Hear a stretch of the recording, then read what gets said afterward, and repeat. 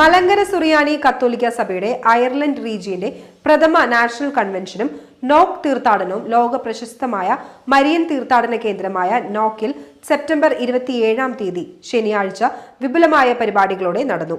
ഇതോടനുബന്ധിച്ച് 95-ാം പുനരൈക്യ വാർഷികാഘോഷവും പുനരൈക്യ ശതാബ്ദിക്കായി ഒരുക്കിയ ലിറ്റർജി വർഷം ഉദ്ഘാടനം ചെയ്യുകയും ചെയ്തു. രാവിലെ നടന്ന വിശുദ്ധ കുർബാനയ്ക്ക് ബെൽഫാസ്റ്റ് കമ്മ്യൂണിറ്റി വികാരി Reverend Father Benedict Kurian Perumuttath മുഖ്യ കാർമ്മികനായിരുന്നു. ഫാദർ വിനു ജോൺ OFM വചന സന്ദേശം നൽകി. അയർലൻഡിലെ Dublin, Belfast, Cork, Galway, Limerick, Waterford, Clonmel എന്നിവിടങ്ങളിലെ വിവിധ ഇടങ്ങളിൽ നിന്നും കൂട്ടായ്മകളിൽ നിന്നും ഏകദേശം 600ഓളം കുടുംബാംഗങ്ങൾ പങ്കെടുത്തു.